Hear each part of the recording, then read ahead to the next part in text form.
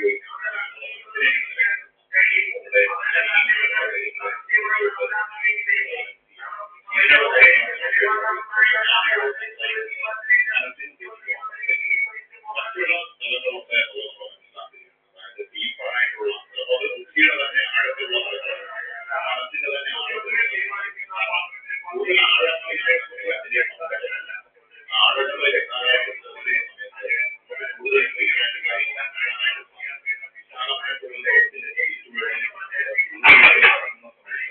ഒരുപാട് കാര്യങ്ങൾ എന്റെ വഴി എന്ന് പറയുന്നത് മറ്റുള്ളവരെ എന്റെ വഴി എന്ന് പറയുന്നത് എന്റേതായിട്ടുള്ള വ്യക്തിയാണ് എന്റെ അനുഭവങ്ങളിലൂടെ ഞാൻ കേൾക്കുന്നതായിട്ടുള്ള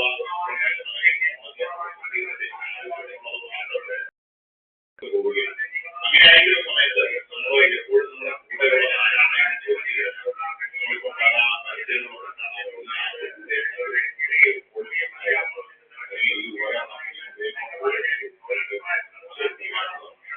സഹായിയൻ എന്നതിനകത്ത് ഈ പറയുന്ന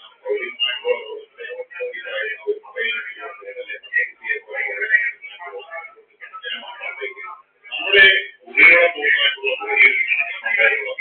ഭൗതികമായിട്ടുള്ള ലോകത്തേക്ക് പുറത്തേക്ക് ഞാൻ പറയുകയാണ് ലോകത്തേക്ക് നോക്കുന്നതായിട്ടുള്ള കണ്ണുകൾക്ക് അപ്പുറത്തേക്ക് നമ്മുടെ കണ്ണുകളുടെ ദിശയിലുള്ളതായിട്ടുള്ള സാങ്കല്പികമായിട്ടുള്ള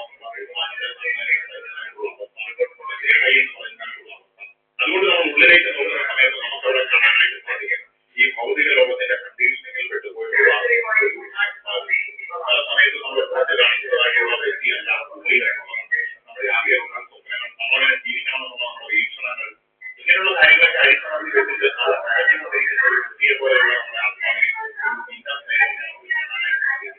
പലപ്പോഴും അതിന് ആഗ്രഹങ്ങളുണ്ട് അതിന് വീക്ഷണമുണ്ട് അതിന് വിശാലമായിട്ടുള്ള ലോകത്തേക്ക് വളർന്നു എല്ലാവരും അറിയപ്പെടാനോ അംഗീകരിക്കപ്പെടാനുള്ള ആഗ്രഹമുണ്ട്. പക്ഷേ ഭൗതികമായിട്ടുള്ള ലോകം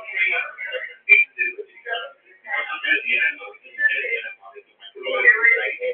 അതുകൊണ്ട് ഈ സമൂഹത്തിനായിട്ടുള്ള ബന്ധത്തിലൂടെ പോകാൻ എന്ന് പറയുമ്പോൾ നമ്മൾ യഥാർത്ഥത്തിൽ നമ്മുടെ ആത്മാവിനെ ഒരു ജയിലിൽ അടച്ചുപോലത്തെ ഒരു അവസ്ഥയുണ്ട്. കൂട്ടിൽ അടയ്ക്കപ്പെട്ട ഒരു പക്ഷിയുടെ അവസ്ഥയാണ്. കൂടുതൽ പക്ഷിയുടെ പോലെ ആത്മാവ് കയറി നമ്മളെ അപ്പൊ ഈ പക്ഷിക്ക് യഥാർത്ഥത്തിൽ ഈ ഭാഗമെടുക്കുന്നത് കൃത്യമായിട്ടുള്ള സത്യതാണ് നമുക്ക് പറഞ്ഞു തരാനായിട്ട് സാധിക്കും. പക്ഷി പറയുന്നത് പക്ഷി എന്ന് പറയുന്നത് മറ്റൊന്നുമല്ല നമ്മുടെ ഇൻസ്റ്റിറ്റ്യൂഷൻ അല്ലെങ്കിൽ അന്തർജ്ഞാനമാണ്. നമ്മുടെ ആത്മാവിന്റെ സ്വരം എന്ന ഇൻസ്റ്റിറ്റ്യൂഷൻ അല്ലെങ്കിൽ അത് സൈക്കോളജി പറഞ്ഞിട്ടുള്ള ടെസ്റ്റ് എക്സ്പീരിയൻസ് മാത്രമാണ്. ഇൻസൈറ്റ് ലേണിംഗ് മാത്രമാണ്.